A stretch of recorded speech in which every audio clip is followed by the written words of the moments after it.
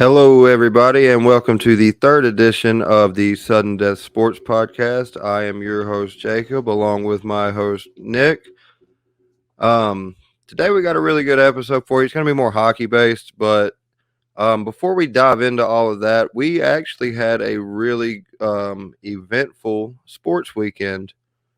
We attended all three games of the series between East Carolina and Liberty's baseball teams.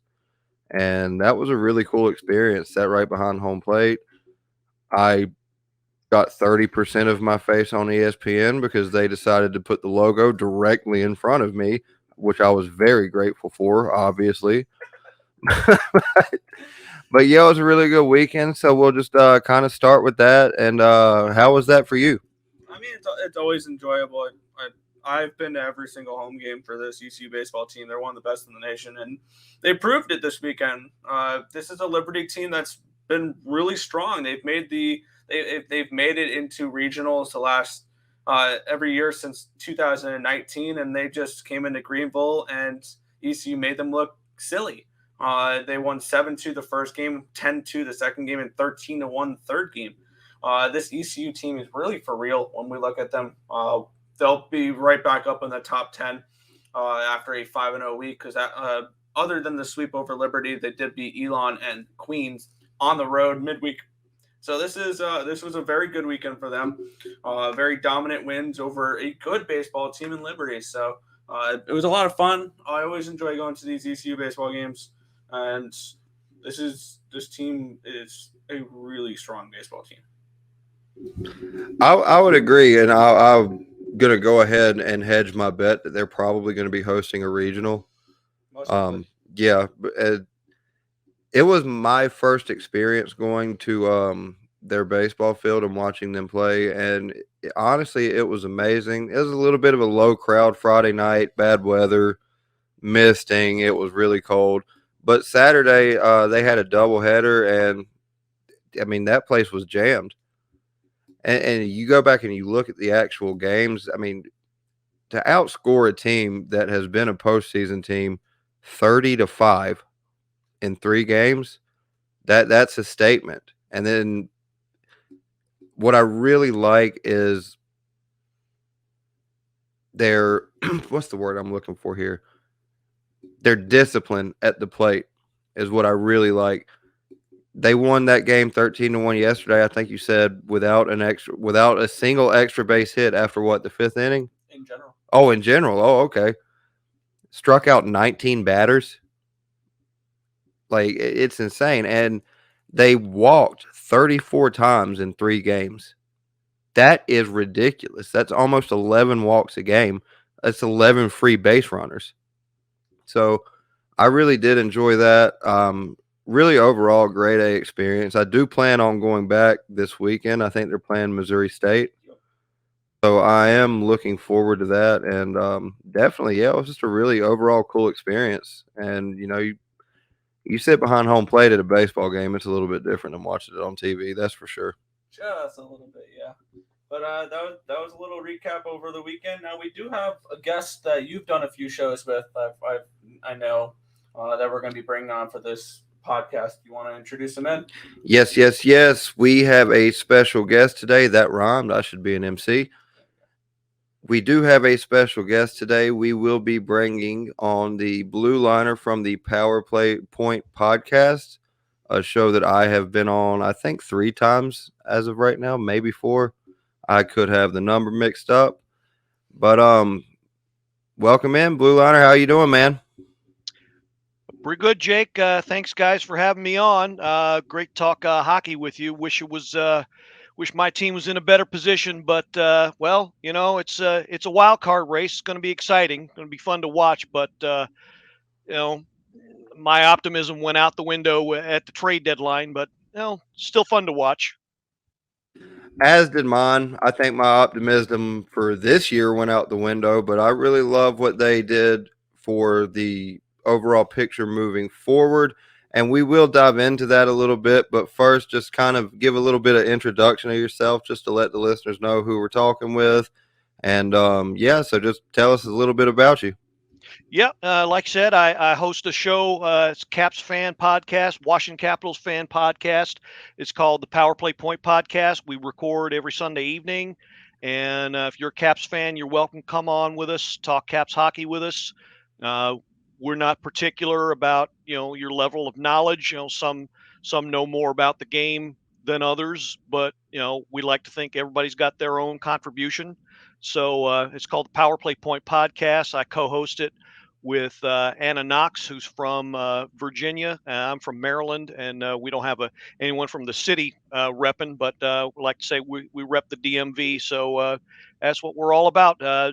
Conversations about Caps hockey. You want to come on, talk about the team, how they're doing, what they could be doing. We take all comers.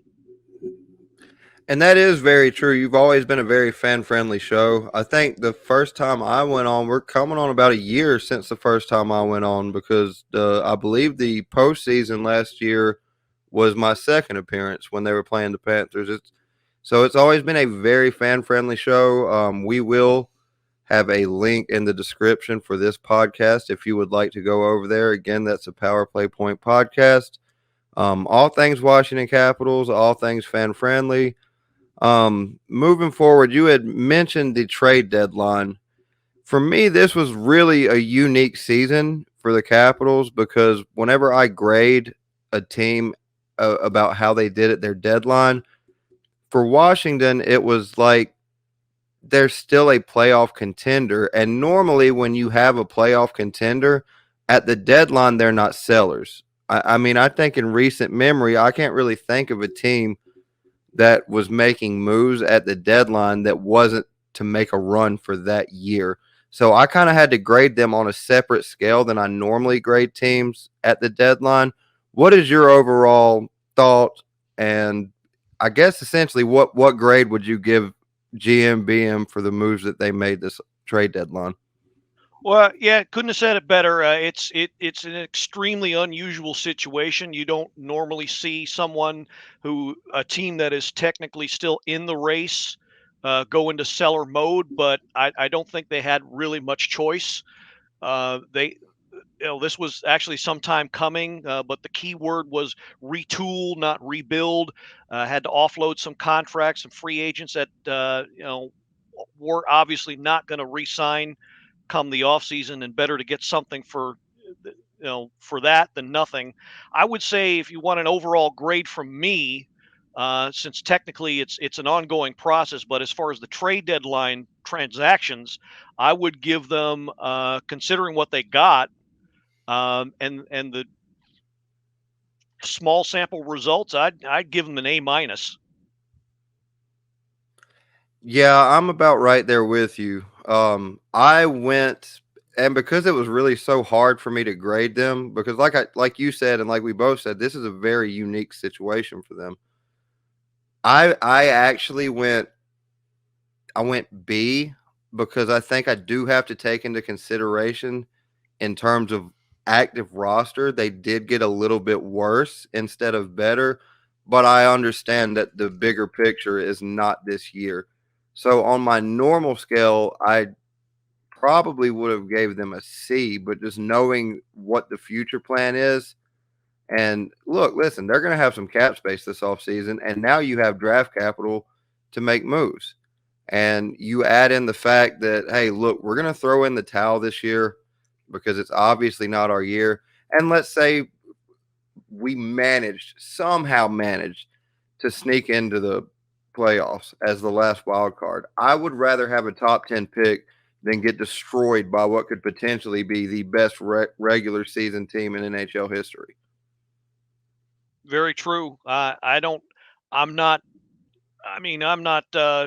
completely committed to them having to make the playoffs. I think this might be a bad choice of words, but I think Caps fans have been spoiled over the years because we've gotten used to, some sort of success, at least in the regular season, hasn't always translated into postseason success. But I think we've gotten used to them having that success, and this is the first time in a long time we're seeing them not have that success and most likely miss the playoffs. So but I've gotten okay with the fact that they've finally begun that long overdue retool.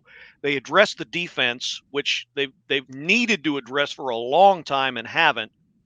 And it's already starting to pay dividends. Rasmus Sandin is a stud. I Yes. know his production that's going to tail off. Let's be realistic. 8 points, 4 games. You're not going to see that all the time, but he's already proven to be a stud. He's going to be a key defenseman for many years to come. And I think that was probably the grade A best deal that Brian McClellan made, given the circumstances, and well worth the number 1 pick he had to give up. Absolutely. Yeah. And I'm actually glad you brought him up because he's been by far my favorite acquisition. The numbers that you just brought up, his 8 points in his first 4 games is the most points through a player's first 4 games in franchise history. And I think there's 4 or 5 guys that are tied with 6 points, but he's beaten everybody by 2 points through 4 games. It's just been a phenomenal start for him. And I really like the fact that he has an extra year on his current deal. And then at the end of his current deal, he's a restricted free agent. So he's coming back. I mean, unless something just goes terribly wrong next year, which as he just turned 23, I don't see that happening. Nick, do you have any thoughts about what they've done at the deadline? I kind of see I kind of saw the need for them to retool a little bit here. And for those watching, I'm not a Capitals fan. So this obviously some of these moves did not impact me emotionally. Probably like for other Capitals fans, obviously losing Orlov, somebody you've had around for a while, probably hurt. And players like that. Hathaway was a good player you guys had for a few years. I kind of saw this coming a little bit with the Capitals this year, that they were going to take a little bit of a step down. The players that are getting paid the most on this team are now 35, 36, and 37 with Backstrom, Oshie, and Ovechkin. And I think eventually you're going to have to cut. You're going to have to get rid of Backstrom, I think, if you're going to want to build for the future. The only problem is you're paying him $9.2 a year for the next 3 years. So I think that big contracts like that with Backstrom, he's just not who he used to be. I think it's going to weigh this team down a little bit. So I definitely do think they needed to retool. I like that they got a decent pick for Lars Eller because he was a nice little cap hit that they were able to get rid of as well. So overall, I think they definitely need to retool their contracts around a little bit.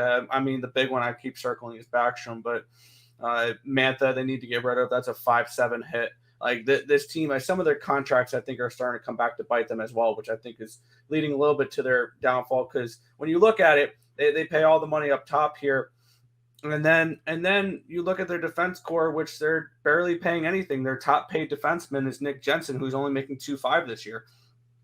So I think that's been their big problem this season, is definitely their blue line. I think that's something that I saw preseason that I thought maybe that was going to be a little bit of a problem for them, was their blue line. So they definitely need to figure that out a little bit, which Rasmus Sandin is a good start towards that, but they're going to need to get a couple of guys in the offseason, I think. Yeah, quick point to add, Nick Jensen is the highest paid defenseman on the active roster. Remember, John Carlson's on the LTIR, and you and I have had numerous discussions about the Carlson contract, and I think we're pretty much in agreement with that. Too much. The only thing I would say, though, is if you look at this team's record this year with Carlson versus without, it kind of does cast some doubt on the issues I had with his deal. And also, Nick, I'm glad you brought up the point about Nicholas Backstrom because, all right, so look, I've been a fan of this team for over 20 years. I know that's not the longest, but I definitely know it's not the shortest. You have 2 types of fans. You have a realist and you have a sentimental. 9.2 is way too much for what Nick Backstrom is going to be able to give you in his current form. I understand everything he's done for this organization, and I fully support if they want to put a statue one day of him and Ovi holding the cup together outside of Cap One. That being said, he's not going to be a top 2 center as long as Stroman Kuznetsov's there. 9-2, and I know that they're throwing the roster around a little bit. They're shaking the lineups up. He is not going to be a top 6 5-on-5 forward consistently. He just isn't. But the bright side of this is I think that there is a possibility, just knowing the type of person he is and the type of player he is, that he would be open to restructuring that deal and trying to make it a little bit more team friendly. But what you said about Mantha was spot on. I was surprised he was still on the team after the deadline. I mean, the two guys that I had circled that I expected to go were Eller and Mantha. The Blue Line, let's get back to you. What contract on this team is bothering you the most as of right now with the active lineup, not the LTIRs? Well, one of them you just mentioned the Mantha contract. It's a 5-7 hit, but he just got his first goal last night in what was it, 10 games, 15 games, and keep in mind he was scratched for a few of those games since he got his last actual goal, and As he should have been. yeah, and that I wasn't sad to see Vrana go. I was upset at seeing all the draft picks that went with him. Of course, that was we've gone round and round about that deal, but I think it's easy to say both sides lost that trade. But yeah, given the fact that he's got 1 year left, I'm afraid they're just going to have to eat that contract, maybe buy him out. I don't see any place for him on this roster long term. He's just taking up a space for another winger that has the potential to get some time in and develop. So yeah, that right now is, if you're talking the active roster, that probably is the worst contract on the team. Yeah, I would agree that it is the worst. I will tell you the contract that I am the most, and look, people are going to come at my head for saying this because he has, I believe, the second most points on the team. But I'm sorry. If I'm paying you $7.8 million, Evgeny Kuznetsov, I need you to have more than 11 goals in mid-March. And it's really easy to rack up assists when you play with the greatest goal scorer of all time. I'm sorry. It just is. And then you go to the defensive aspect of his game, he's almost invisible. So I don't want to pay almost $8 million for strictly a setup man. I think he's either 4th or 5th on the team in goals. Connor Sheary has more goals than Evgeny Kuznetsov. TJ Oshie has more goals than Evgeny Kuznetsov.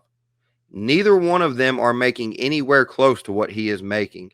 And I can easily make the case that TJ Oshie is more valuable to this team than Kuznetsov is. We have to stop living in 2018. I know he led that team in points during that run. Something is good. He has, 3 years left on that? 2 years after this year. And he'll be a UFA. So for me, I think he's on a downfall. Again, on paper, the assists look impressive. I think he has 39 assists. They look impressive, but he's got 50 points. They have 15, 16 games left. So he might finish with 60, and I'm giving you $8 million. For me, that's a very problematic contract as well. I don't know how you feel about that, but for me, that's probably, outside of Mantha, the most problematic contract on the team. It's funny you mentioned his goal output. I was chatting with another fellow fan the other day, and he pretty much said the exact same thing. We need more even strength goals from him if he's making that kind of money, and is slotted for most games as your number one center. And if he is your de facto number one center, and you have to platoon him with your number 2 and 3 center to get him going every 12 to 15 games or so because he's not playing right, and you're paying him all that money, then yes, that is problematic. Now, unfortunately, he does he does command that star power. He does still have that ability to take over a game when his head is completely in it and win the game all by himself. Right now, he still has that ability, but like you said, in the next 2 years, that's going to start to tail off, and that contract's going to be a lot more of an albatross in the coming years. So he's still got worth to me as your number one center, but if he can't find a way to be more consistent and put out more offensively, at least, because you're not going to get anything from him defensively. He's an Ovechkin that can take faceoffs is what he is, and can pass is what he is. And you've already described that pretty well. But when that starts to tail off, that contract is going to be worth a lot less than it is right now. And unless he can find a way to find some consistency in the next 2 years, they're probably just going to let him walk when that contract's over. To be honest with you, I hope it doesn't get to that point. But the unfortunate reality of the fact is he has a modified no trade clause throughout the rest of his deal. I would rather see him go now while there's still some worth to it. And we're noticing that the contract could become problematic. That, in my mind, is when you part ways before it actually gets to the part where, yeah, this is a problem. Because if you get to that point where, yes, it is a problem, then you have absolutely no leverage in negotiations. You're asking someone to do you a favor by taking that from you. So you would have to give more for him. I wouldn't mind shopping him this offseason and just putting out feelers and seeing if anyone would be interested. Because they're already going to have cap money to work with. They're going to have draft capital to work with. I mean, if you're looking to remain competitive in the last, I'm looking at it here. He's by himself. He's 9.5% of the team's total salary cap. That is ridiculous for 11 goals. And you're almost 10% of the team's cap. Like, to me, something has to be done about that. And the sad thing is he was one of my, I don't want to say was, because he still kind of is, one of my favorite players. Who doesn't love watching him do the eagle after he scores? You know, I love his shootouts. Oh my God, when he takes 3.5 years to stick handle 847 times and then pickpocket the top left corner and able to do it, or wherever. He has that pinpoint accuracy on the after stick handling it 847 times. I think it's hilarious. But it's so effective. I mean, look at his shootout numbers. He's a magician in the shootout. He's a very skilled player. But for what we're getting for him throughout 60 minutes of every game, I'm sorry, it's just not worth it. And let's also be honest about this too. When he got 2 of his goals came in the same game. So he's only scoring in about 1 out of every 7 games. That's about what you're getting for $8 million. I'm sorry. No, like, something has to be done about that. And this is going to be a very interesting offseason. Now, to transition to that, we're recording this the day after Washington actually did make another signing. Trevor Van Riemsdyk gets 3 years at $3 million. He is now signed through the 25-26 season, the same as Ovechkin. Now, and I had actually noticed this, that a lot of guys who are over, let me say 26, 27, in terms of extensions and signings, I don't think anyone's going to get signed past the last year of Ovechkin's contract. Obviously you have the Dylan Strome, and now I believe Milano is also signed through 26. What do you think about them trying to do maybe what I would call a rebuild on the fly while staying competitive? Well, I mean, they have no choice but to take that tactic, because whether you like it or not, and I know a lot of fellow fans that don't. Ovechkin holds all the cards. He said when he negotiated his last contract, it's a well-known fact. He said, "Look, do what you can to keep the team competitive. That's one of my that's one of my must-haves. That's you don't check that box, then we have a problem. And you know, you're right. It's going to look like until he retires, they're going to be all these short-term deals, which actually are going to be beneficial because sooner or later they're going to the cap space is going to start to go down, and those problematic contracts you talk about are going to be, you're not going to be able to get away from the shadows of those things. But I like what they're doing so far. But they're obviously not done. I think they need to go after another defenseman. I don't know if they can afford another true number one defenseman, but that's what their need is going to be. And I think they definitely need another top six forward. Whether or not they have enough, whether in draft picks or cap space, to actually go out and make it happen, whole other story. Yeah, I think they're probably going to prioritize the top six forward in the offseason, given what they've done with the blue line during the season, be it the trade deadline or the extensions they've made. I was actually, at first when they announced the TVR deal, I wasn't the biggest fan of it, because that is a $2 million pay raise. But also at the same time, when I look at it, you have, other than Carlson, you have Sandin locked. Alexeyev and Faravari are RFAs. They're going to be back.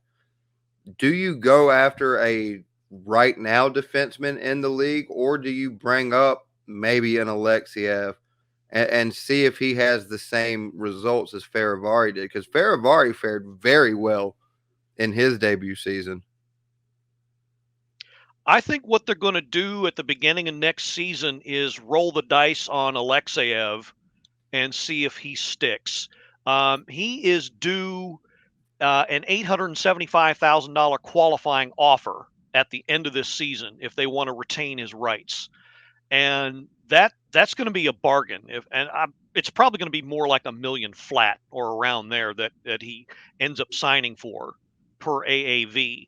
That's going to look like a bargain. I like what I've seen from Alexeyev so far. It's going to depend also on what coach they hire, because Yeah. I don't think Peter Laviolette is coming back unless a bona fide miracle happens in the next 3 or 4 weeks. But you're going to need a coach who knows how to better structure the defensive pairings. I think they've been misused a lot this year. So it's going to be very interesting this offseason. I do kind of think they need a true number one. Carlson, I don't think should be playing the 25 plus minutes that he's been getting. I think now you got a couple of younger guys who've more than proven that they can handle those minutes. And so maybe give those guys a chance, but they still don't quite have a true number one right now. So they're going to have to figure that out, whether, develop from within or test the market. And it's going to come down to price as far as that goes. Yeah, and you brought up Laviolette. He has to go. I'm sorry, he just does.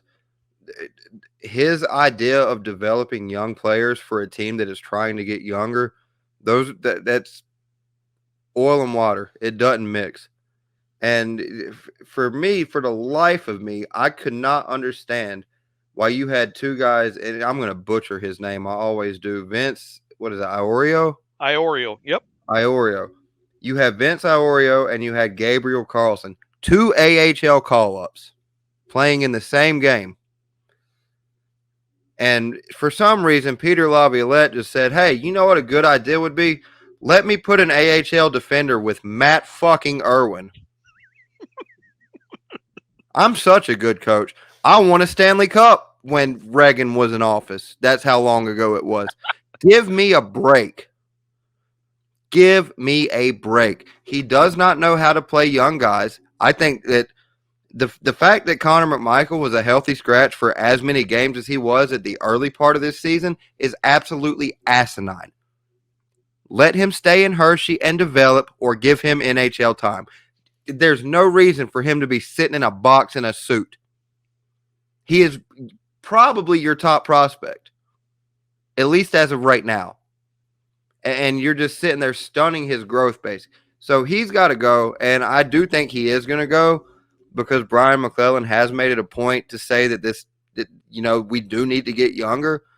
You would have to be Stevie Wonder to see that Peter Laviolette is not doing good for young players. I've told you this before. I am all on the Bruce There It Is train. Bring him back. He is the sole reason for the Alex Ovechkin, Nick Backstrom connect. He knows how to get through to young players. He knows how to get the best out of young players. Bring him back.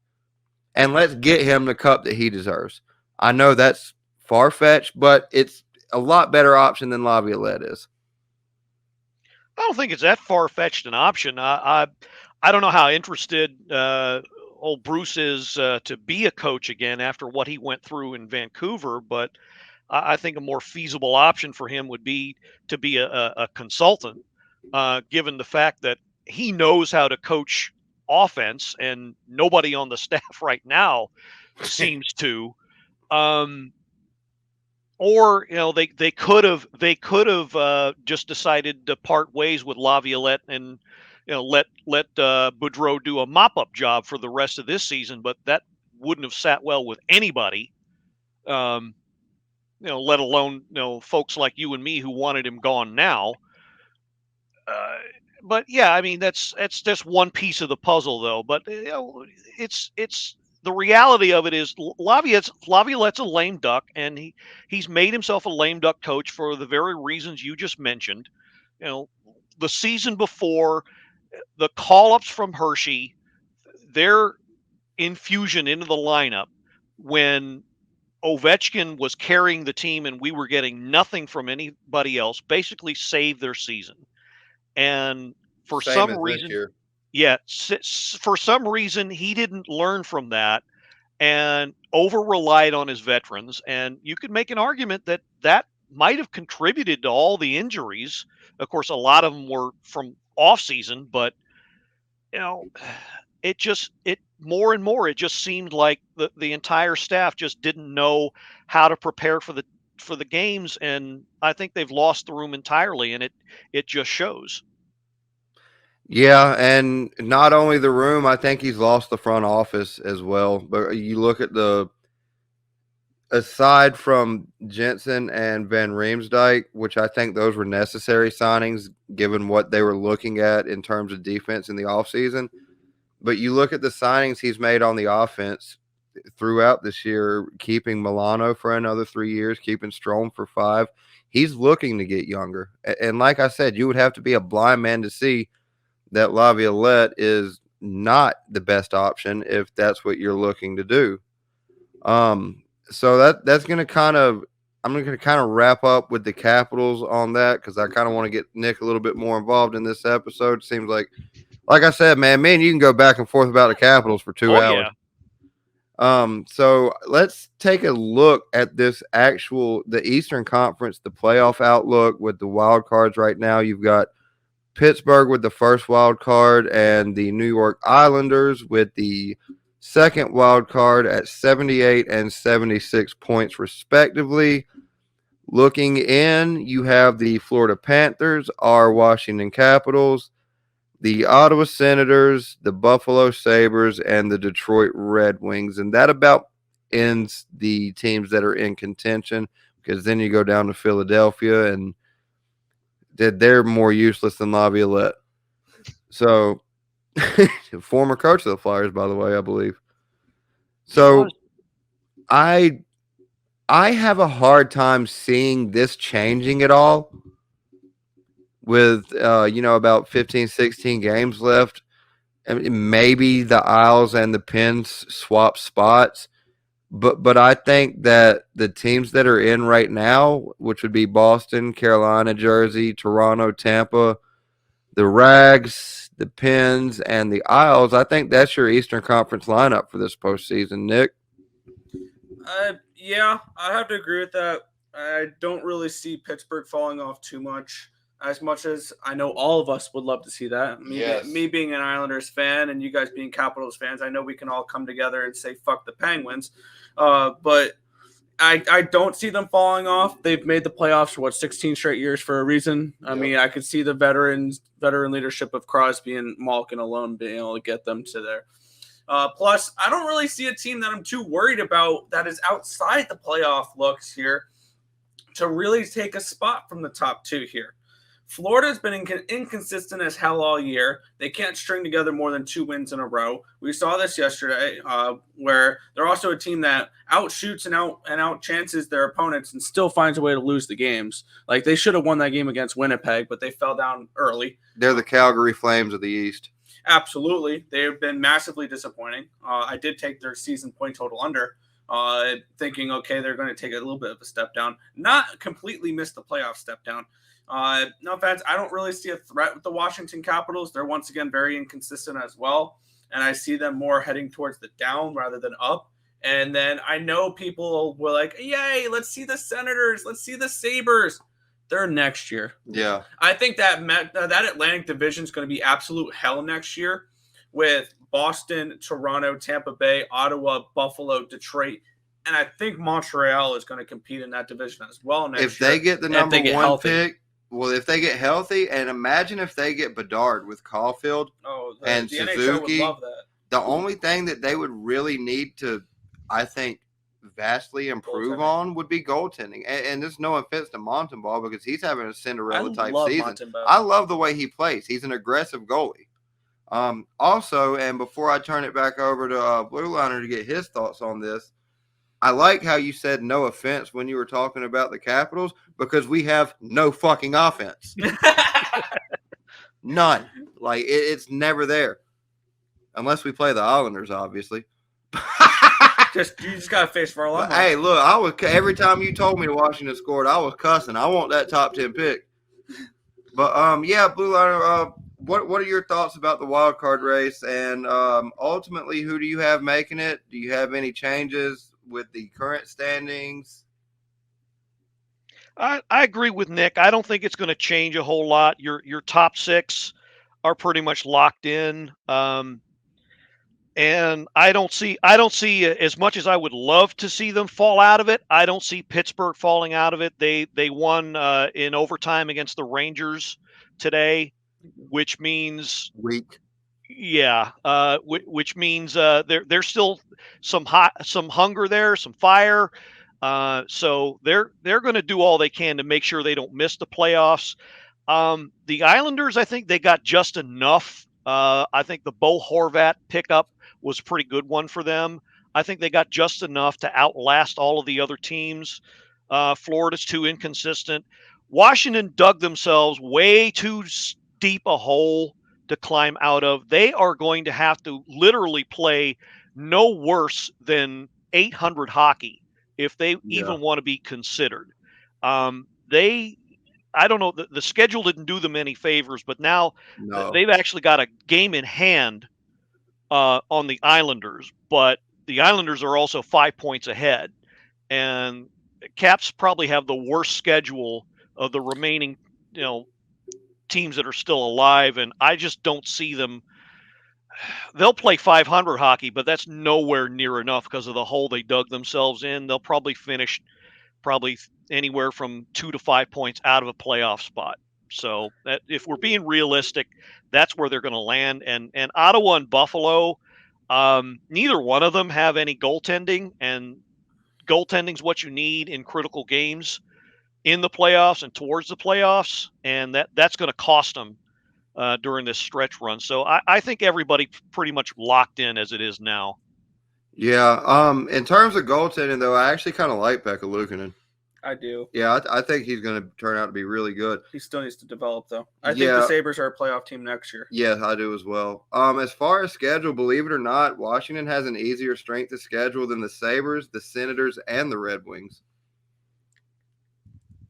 But also, when you look at it, in the Eastern Conference, the team with the easiest schedule, according to according to points per game, this is a site I use. Easiest strength of schedule is the Boston Bruins. They needed all the help they could Oh, get. absolutely. Then it's the Islanders and the Penguins. So the Islanders and the Penguins have the 2 of the 3 easiest schedules remaining in the Eastern Conference. So yeah, and I'm gonna segue to this last little bit because, well, Blue Liner, me and Nick have a little bit of a disagreement here. So I'm gonna need a third option to jump in, and we're gonna figure out who's right. All Sound right. good? Go ahead. Nick, who do you have coming out of the East? I'm looking more at, even though they're playing like crap right now, I feel like this is the thing we've seen from them the last few years. This is the part in March where they're playing the I don't give a fuck about hockey. The Tampa Bay Lightning, I still think, are a team to be reckoned with in the Eastern Conference come playoff time because they got the experience, they got the goaltending, they got all that. And I think this could potentially be Carolina's year to make it out of the Metro Division. So I'm looking at those two teams to be in the Eastern Conference Finals. I'm not as high on Boston as everybody else is because I can see something very similar to what we saw with Tampa Bay when they broke the point record, or when they had won the President's Trophy a few years ago, and then they got bounced by Columbus in the first round because they didn't play any serious hockey games for over a month. I can see that with Boston, where they have a very difficult time turning up the intensity when the playoffs get started, and all of a sudden they get a Pittsburgh or a New York Islanders that have been playing in a dogfight to make a wild card spot the last few months, and that they've already been playing with playoff intensity. So I can see somebody like Pittsburgh or New York, more specifically New York, because I think they have the goaltending to do it, knocking off Boston in the first round potentially. But I'm looking more at Tampa Bay because I don't trust Toronto. And until Toronto can actually win a playoff series, I will continue to bet against them in the playoffs. And I think this potentially is the year. If they can get elite level goaltending from Kochetkov, I think Carolina can make it pretty far. So that's where I'm looking at for the Eastern Conference. Okay, so when he said he was not as high as Boston as everyone else, by everyone else, he meant me. Boston is going to bull rush the East this year. I'm sorry, they just are. They got better at the deadline, and here's the difference. Everyone likes to bring up that example about Tampa Bay getting swept by Columbus. Boston's goal differential is 103 goals. Carolina has the second highest goal differential. Do you know what their number is? No. Without looking it up? No. 55. 50 fucking 5. Not only is Boston winning games, they are bullying everybody. They have Stanley Cup champions. Up and down that line, they have Stanley Cup champions. They added another Stanley Cup champion when they brought in Dmitry Orlov. They have the Vezina winner. That's going to Ullmark. This team is, in my eyes, I get everyone who brings up the Tampa Columbus example, but I am sorry. This team is different. This is the Soviet Union in the 70s. They bully people. They play a physical brand of hockey, and they play a finesse brand of hockey. And maybe outside of the Rangers, I think they have the most depth team in the East. So, Blue Liner, my question to you is, tell me who's coming out of the East, man. It's got to be the Bruins. Well, Jake, you and I are friends, and we've gone around. Oh, don't do this to me. But I got to go with Nick because, well, first and foremost, when it comes to hockey, I'm a history guy, and history shows that the President's Trophy winner, which nobody's catching Boston, has had a very hard time coming out of the conference. They just won it last year. Well, Colorado won the Presidents. No, I can see. That was Florida. Oh, Florida did. Florida Yeah, you're right. No, but no, I'm thinking with Tampa. Yeah. Right. But yeah, history shows that the President's Trophy winner has a hell of a time coming out of the conference. They will very easily win the first round. I have no doubt about that. Whoever, doesn't matter who they play in the first round. I don't know if it's going to be a sweep, but they will win the first round, guaranteed. After that, it's going to be a bit of a toss up, and it's not going to be because they have any weakness, but over a 7-game series, you can figure out how to beat any team. and with the right setup, and you never know, there could be a key injury, but like you said, Boston is very, very deep. I've never seen a team as deep as they are. And For a this is not long even time. considering the fact that Taylor Hall's not in the lineup right now. He's going to be back come playoff time. Right, and he usually turns it up come playoff time. Yes. But and if they do go far, it's going to be that depth that saves them. But I really think that an experienced team like Tampa, or a team that checks the hell out of you like Carolina, which we saw with the 2018 Capitals, that was their key to success. They outchecked everybody. Carolina, there's no better team than Carolina as far as forechecking and backchecking. And I can see that being a recipe for success. I think it's going to be one of those two. If there's going to be a surprise, it might be New Jersey. I don't think they have enough experience, though. I think New Jersey beats the Rangers. I've got the Rangers coming out of that series, to be honest with you. They might win the first round if it is the Rangers they face, but and assuming it is, but yeah, I don't see them getting that far other than that. So my money is on Carolina or Tampa to come out of the East. I don't trust Toronto. The Rangers, I will still say that the Rangers took a step backwards this year. I know they made the conference final, but they took a step backwards this year. Is it really a step backwards, though? Because nobody had them going as far as they went last year. There were a lot of people, and I believe you and I had talked about this, that were surprised they had even made the playoffs. Well, I wasn't surprised they made the playoffs, but I was surprised that they got as far as they got. But I can't see them duplicating that this year. They're not consistent enough. This is going to sound strange. They're not consistent enough in the big games. Yeah. They should have beaten Pittsburgh. They should have, today, yeah. And they didn't. They should have beaten us, but they gave up, what, 7-6? Yeah, 6-3. They should have beaten us coming out of the break. They don't win the games. 6. They don't win enough of the games they should be winning, and that's a bad recipe come playoff time. Right. Well, I think we're going to go ahead and wrap this up a little bit. We're coming up on the 50-minute mark. So just throw it out real quick. Gut feeling. Who's taking the cup this year? It kind of kills me because I don't like them very much, but I already know who you're going to say. Carolina. Yeah, I knew it. You know how mad I will be if that happens. And I live in North Carolina. I will be so mad, bunch of jerks. But again, I saw the recipe that they have, and that's the superior checking game, and they can take it all the way to the final. And also, one thing I want to touch on with Carolina one reason why I like them as well is they've had the last few years in the playoffs as their learning experience. Yes. Really. And I think we're going to say the same thing about the Rangers in a couple of years, where they had the Eastern Conference Finals last year, and they had their playoff this year, and then they have the playoff next. Like, where they're going to have their learning experience on how to play playoff hockey with Shesterkin in net or whatever. Right. I think we're going to say the same thing that Aho and Svechnikov and Teravainen and Natchez and that entire Carolina Hurricanes team, they've had their learning experiences. Now it's time to win the goddamn cup, and I think they are very live to do it this year. I will be betting they will be a team I have futures on to win the cup. Yeah, and you know what? I will say this. This is the unique thing about the Carolina Hurricanes.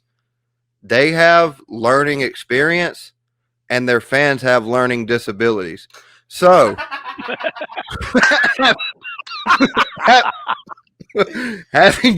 having said that, I have the Boston Bruins taking out the Colorado Avalanche in 6 games in the finals. I can definitely see Colorado on the opposite side. I'm going to say Colorado makes it in the West, but I do have a dark horse. This is only a dark horse, though. I like this dark horse, actually. I'm not saying they're going to win, but I like some of the moves they made. I really like the team from LA. I love the Kings to make it out, at least out of the Pacific side of that bracket. They're 1 point out from leading that division. They're only 1 point behind Vegas. Well, I think Vegas won tonight, so they might be 3 points. But yeah, I like LA. What's your thoughts on the Western Conference before we head on out? Got to disagree with you about LA. They're not. I think they're overachieving, but yeah, and they're a lot like the Rangers. They don't win the games they should be winning. I think they lost to the Ducks this year twice, and if I'm not mistaken, and I don't know. I definitely love Colorado to come out of the West. I don't think anybody is as stacked as them this year. They've swept the Ducks so far. They're 2-0. Oh, all right. Well, I don't know. I could have sworn they lost at least one to them, but it might be Arizona. Yeah, might be. They beat the Arizona 2 out of 3. I don't know who it was. Oh, they lost to Nashville. They've been losing to Nashville. But I definitely can't take anybody from the Central Division seriously. And they're that kid from South Park that walks on the crutches. Yeah, other than Colorado, and they're only in a wild card spot because of all the injuries they've had. Cale Makar has been in and out of the lineup because of various injuries. Once he gets his legs back under him again, I think they're going to be a very tough out. So they're the one. Not to mention Landeskog as well. Absolutely, him too, for sure. And he's not the biggest skill player on that team, but as we saw when Papa Ovi passed, rest in peace. When your captain's not in the room, it makes a difference. It does. And then there's one more team I'll touch on before we head on out. That in that Central Division, I think there's only 2 teams I can truly take seriously. I'm not the Stars particularly for me. They're playing great hockey right now, though. But there's one team in this division that's playing very similar to how my Islanders did a few years ago when they made back-to-back semifinals. The Minnesota Wild. Correct. Minnesota Wild. That's going to depend on these next 3 to 4 weeks, how they play without Kaprizov. Yeah. But that's another team that I think could win a series or 2 out of Central.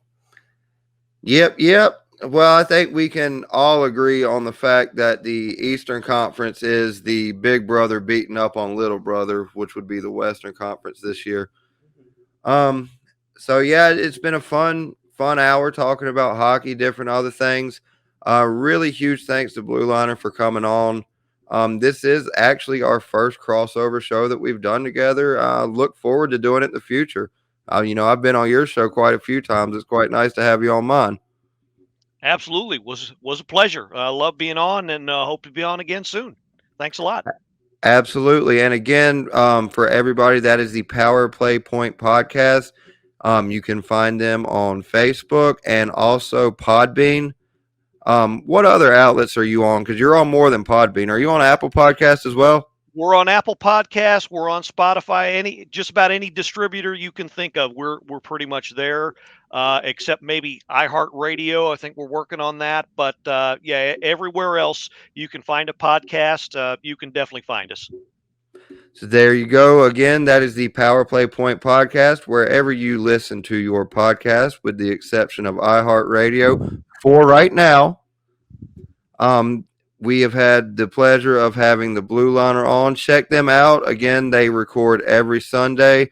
It's a really fun show. It's a really good listen for Capitals fans. Like I said, I've been on a few times. Always enjoyed the conversation. And with that, I think we're going to wrap it up.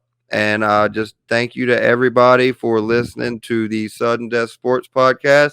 Give us a like. Give us a subscription on YouTube. We're on YouTube and Facebook right now. And we will also be looking to expand our availability in the near future. Again, Blue Liner, thank you so much for coming on. It's been a really good episode. Thank you, Jake. Appreciate it. Thank you, Nick. Thank you both gentlemen for having me on. Pleasure. Yes, sir.